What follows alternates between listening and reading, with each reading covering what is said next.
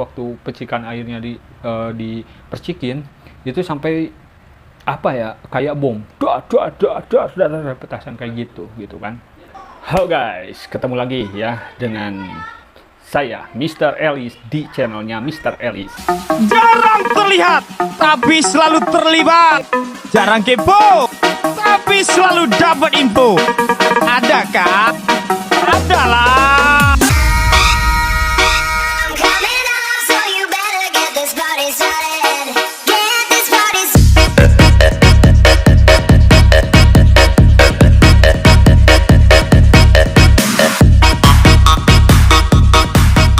Dulu itu suka traveling sampai di beberapa ke pelosok-pelosok desa gitu kan, dengan beberapa misi itu, dengan edukasi untuk potensi daerah, ekonomi kreatif dan pariwisata ya. Saya menemukan beberapa wilayah di pelosok ya, sampai di wilayah Cianjur, Cidaun itu lupa saya apa namanya kampungnya. Nah, yang mana di situ itu hanya tinggal tersisa 3 rumah ya. Yang mana 3 rumah itu ada satu yang namanya gedung sekolah ya, dan itu sudah benar-benar sudah tidak terawat sekali, dan dengan rumputnya tebal-tebal sampai bahkan siang pun banyak warga yang tidak berani untuk ke situ. Nah, karena posisi waktu saya di situ penasaran, akhirnya saya ke situ dan saya melihat, wah, benar-benar luar biasa di situ. Saya waktu itu pas begitu masuk ke sana, mendengar suara-suara aneh, ngobrol-ngobrol sampai dengan warga di situ, yang ternyata di situ adalah salah satu tokoh masyarakat di situ. Itu adalah tempat penyimpanan daripada benda-benda mistis ya, peninggalan benda-benda pusaka ya, seperti keris atau tombak. Pas waktu di situ ada yang memang berhasil mengambil salah satu pusakanya itu, yaitu keris ya, keris Nogorokso ya, di situ. Nah, dan dia itu bertapa, katanya itu bertapa sampai 17 tahunan ya, 17 tahunan bertapa di situ gitu kan. Dan 17 tahun itu dia itu ketiga kalinya gitu kan, ketiga kalinya mencoba di situ. Nah, ruhnya pun berbicara demikian, sampai ada yang mencabut ini keris, karena kalau misalkan ada yang mencabut salah satu pusaka di situ akan terjadi musibah ya. Dan benar saja tahun 2018 gitu kan.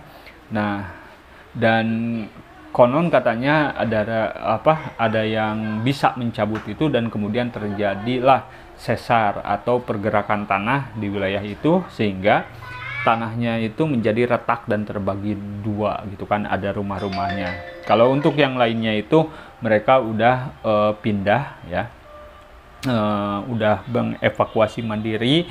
Nah, tinggal yang itu sisa-sisanya. Nah, namun daripada halnya itu, jadi si penunggunya itu, yang mencabutnya itu kalau istilahnya mah katanya tidak beres katanya, hanya mencabut saja, sedangkan dia itu tidak menguasai yang lainnya. Dan sampai saat ini di wilayah menjadi benar-benar angker, bahkan sering terdengarnya suara jerita nangis, sering terdengar suara meledak gitu kan. Nah, itu bahkan sering juga terjadi tanah-tanahnya itu melepuh gitu kan, meledak kayak gitu, seperti itu. Nah, sampai pada waktu itu ada seorang warga yang di sana yang udah lama dia itu merantau untuk pesantren, dan kemudian dia kembali. Dan pada saat itu gitu kan, karena di situ ternyata jadi ada beberapa warga yang dulunya orang situ dan kemudian ke situ dan ingin menggarap tanahnya itu, menjadikan sawah, perkebunan. Namun apa yang terjadi? Nah, beberapa kakak di warga situ itu malah terdampak dengan wabah penyakit gitu. Nah, sehingga warga pun bermimpi bahwasanya terbayang-bayang yang ada di hadapannya suruh mengembalikan daripada kerisnya itu gitu kan. Nah, namun orang itu dicari itu tidak kunjung ketemu, dan sampai pada waktu itu pun sangat benar-benar genting, yang mana wabah menyerang gitu kan, suara-suara makin menjadi-jadi, pokoknya sampai itu benar-benar siang itu sunyi sepi di wilayah itu, nggak berani ada orang yang lewat, ada jalan pun mereka lebih baik memutar balik gitu kan, lebih jauh 1 kilo gitu kan, 2 kilo daripada harus melewati itu gitu kan, karena benar-benar berisiko gitu. Nah, singkat cerita datanglah anak itu, dan kemudian dia melihat beberapa warganya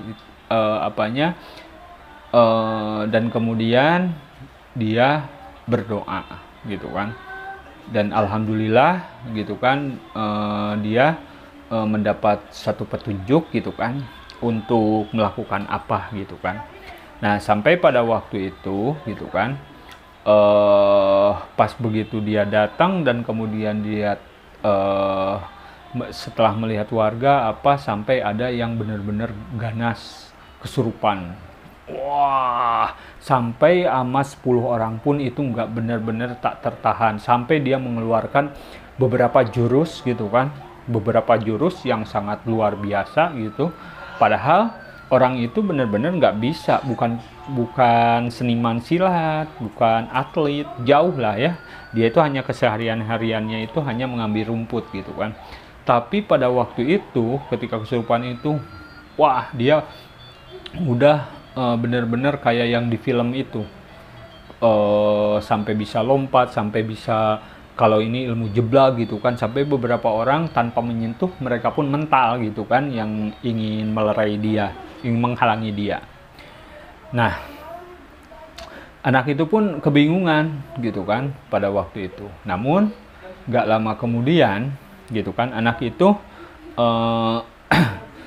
mengikuti kata hatinya dan kemudian berdoa ya, karena dia muslim, dia berdoa menggunakan doa sebagaimana kepercayaannya gitu kan, muslim, dan kemudian mengambil jampang merah itu, dan kemudian dia masukkan ke air gitu kan, dan kemudian dia percikan si air itu, dan benar-benar apa yang terjadi itu pas waktu percikan airnya dipercikin itu sampai kayak bom, petasan kayak gitu kan, sampai orang-orang pun kaget gitu kan dan bingung gitu kan pada waktu itu, karena harapan terakhirnya itu adalah si anak ini, karena orang-orang situ, sesepuh situ dan paranormal situ gitu kan, udah semuanya itu udah tumbang sama si orang yang kesurupan ini. Nah, dan dia itu berbicara gitu kan, dia itu adalah Hang Ding Sang gitu kan. Karena kenapa Hang Ding Sang gitu kan, karena tidak ada dalam cerita-cerita legenda ataupun cerita rakyat si Hang Ding Sang ini gitu kan, gitu. Karena nama-namanya itu mirip-mirip daripada Cina ya, mungkin Han Ding Shang ini. Jadi ternyata orang-orang Cina itu udah lama ya pernah masuk ke kita ini, bahkan jauh sebelum daripada kemerdekaan kerajaan mungkin ya, kalau lihat ini gitu kan. Nah, sehingga pada waktu itu dia menguasai beberapa jurus itu gitu kan, dan kemudian dia lemparkan itu jampang berem ini, dan kemudian meletus udah kayak petasan gitu kan, udah kayak dar gitu kan. Nah, sampai pada waktu itu dia mengeluarkan kayaknya jurus pamungkasnya itu, seperti percikan kayak jurus apa ya, ajian Pancasona kayak seperti itu. Nah, namun anak itu tidak dia juga bingung harus seperti apa, tapi dia ada sedikit ada keyakinan yang mana la haula wala quwata illa billah gitu kan, dan dia meyakini bahwa manusia itu lebih sempurna daripada makhluk lainnya gitu kan, dan akhirnya dia dengan modal kepercayaan diri menghadapinya. Dan dia pun akhirnya si badannya itu tergerak dengan sendirinya, dan dia mengeluarkan jurus yang sangat luar biasa bagusnya. Itu kalau nggak salah di jurus apa ya, kayak jurus di IPSI gitu. Kalau ini kayak jurus jurus wajib IPSI gitu. Wah, sampai gitu. Nah, dan pada waktu pertempuran terjadi gitu kan, sangat luar biasa ya, orang-orangnya itu sambil berjauhan tapi kelihatan yang kayak angin berseliweran, kayak gitu kan. Nah, sampai gak lama kemudian kayak ada angin hentakan dan suara dorongan yang sangat keras. Wah. Nah, dan kelihatan dua-duanya itu pada mundur. Nah, dan yang tadi ini, yang kesurupan ini ternyata dia itu tumbang gitu kan. Nah, setelah tumbang itu dia belum normal kembali. Dia itu masih tetap kerasukan dan masih mengeluarkan beberapa jurus gitu kan. Nah, namun dengan akhirnya dia berinisiatif, diikatkanlah itu tali jampang burem ini, dan kemudian dia lemah dan dia itu tidak bisa apa-apa ya. Nah, jadi kejadian hal-halnya ini itu kejadian di tahun 2018, dan ini benar-benar terjadi gitu kan di kampung itu. Dan pas waktu itu gitu kan, si itunya kalah gitu kan, menjadi lemas itu, dan kemudian si kerisnya itu kembali dengan sendirinya. Ternyata ya, orang yang mencabut kerisnya itu adalah sosok lain ya, yang menjelma ya, sosok lain yang menjelma ya.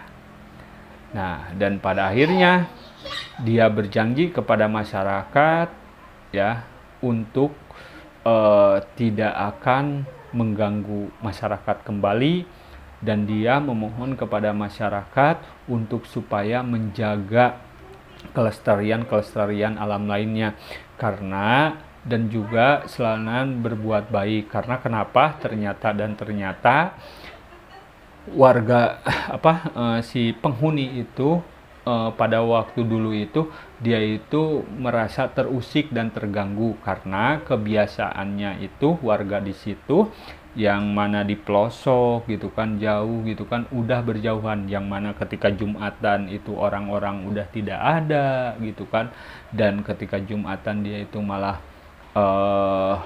ngadu sabung ayam gitu kan. Nah, ternyata itulah yang jadi permasalahannya gitu. Nah, sampai yang warga yang sakit-sakit kritis pun pada waktu itu setelah dia ini langsung dia cabut, dan kemudian sembuh lagi semuanya ya. Oke, sekian dan terima kasih ya untuk cerita ini di Cianjur ini. Dicukupkan sekian ya, dan namun ada pesan yang disampaikan daripada halnya itu ialah kita harus tetap menjaga daripada kelestarian alam, dan juga kita harus melestarikan budaya yang diwariskan daripada orang-orang tua kita ya, yang mana kita di wilayah muslim di wilayah muslim ini dengan warisan leluhur kita yang seorang muslim gitu kan. Dulu itu masjid rame gitu kan, sholat apapun itu rame gitu kan. Nah, sekarang Jumatan pun gimana. Nah, namun dengan sejak kejadian itu warga pun kembali berdatangan dan mengisi tempat itu kembali, dan yang tadinya retak itu kemudian bersatu kembali si tanahnya, dan kemudian yang pertama oleh warga dibikin itu adalah masjid ya, musola. Dan alhamdulillah sekarang itu masyarakat di situ walaupun tidak ada pesantren tapi mereka itu taat ya, dan setiap subuh, setiap zuhur, setiap apalagi Jumatan itu benar-benar udah luar biasa gitu ya.